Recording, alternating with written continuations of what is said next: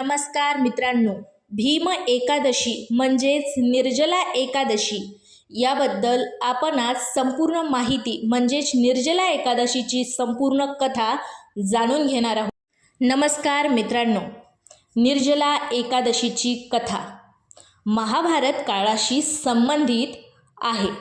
ही कथा भगवान श्रीकृष्ण, महर्षी वेदव्यास आणि पांडवामधील बलवान योद्धा म्हणजेच भीमसेन यांच्याशी जोडलेली आहे. पांडवापैकी युधिष्ठिर, अर्जुन, नकुल, सहदेव आणि माता कुंती हे सर्व वर्षभरातील प्रत्येक एकादशीचे व्रत करत असत. भगवान विष्णूची भक्ती आणि उपवास यामुळे त्यांना पुण्य प्राप्त होत असे. परंतु भीमसेनाची एक अडचण होती. भीमाला खूप भूक लागत असे. तो अत्यंत बलवान असल्यामुळे त्याला अन्नाशिवाय राहणे कठीण जात होते. त्यामुळे त्याला एकादशीचा उपवास करणे शक्य होत नव्हते. एके दिवशी भीमसेन महर्षी वेदव्यासकडे गेले आणि नम्रपणे म्हणाले, हे गुरुवर्य, माझ्या सर्व बंधू आणि माता म्हणजेच माता कुंती एकादशीचे व्रत करतात, पण मला देखील त्यांचे पुण्य मिळावे अशी इच्छा आहे. पण मी उपवास करू शकत नाही. माझी भूक मला सहन होत नाही. कृपया मला असा काही उपाय सांगा की ज्यामुळे मला सर्व एकादशीचे पुण्य प्राप्त होईल.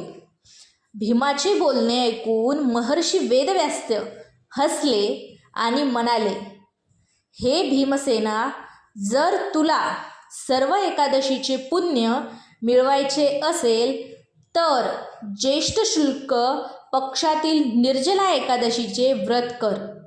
या दिवशी अन्न तर सोडच, पण पाणीसुद्धा ग्रहण करू नकोस. हे ऐकून भीम थोडे चिंतेत पडले, कारण अन्नाशिवाय राहणे एक वेळ शक्य होते, पण पाण्याशिवाय राहणे त्यांच्यासाठी खूप कठीण होते. तरीही गुरूंच्या आज्ञेचा मान ठेवून भीमसेनांनी निर्जला एकादशीचे व्रत करण्याचा निश्चय केला. निर्जला एकादशीच्या दिवशी त्यांनी स्नान करून भगवान विष्णूंची पूजा केली आणि पूर्ण दिवस अन्न व पाण्याचा त्याग केला. दिवसभर भगवान विष्णूंचे नामस्मरण केले. व्रत पूर्ण झाल्यावर द्वादशीच्या दिवशी विधीपूर्वक पारण केले. भीमाची भक्ती, श्रद्धा आणि त्याग पाहून भगवान विष्णू प्रसन्न झाले.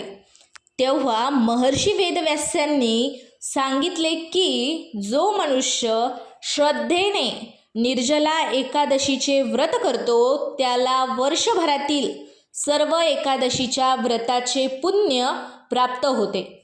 तेव्हापासून निर्जला एकादशीला भीम एकादशी किंवा पांडव एकादशी असेही म्हटले जाते. कथेचा संदेश म्हणजे एवढाच की या कथेतून आपल्याला हे शिकायला मिळते की श्रद्धा, भक्ती, संयम आणि दृढ निश्चय यांना विशेष महत्त्व आहे. प्रत्येक व्यक्तीची क्षमता वेगळी असते, परंतु मनापासून केलेली भक्ती आणि चांगले कर्म हेच खरे महत्त्वाचे असते. जय श्री विष्णू. श्री हरी विष्णवे नमः. श्री स्वामी समर्थ. मित्रांनो, व्हिडिओ आवडला असेल तर लाईक करा, चॅनलला सबस्क्राईब करा आणि कमेंट करायला विसरू नका. हर हर महादेव. शिव शंभो शंकराय नमः.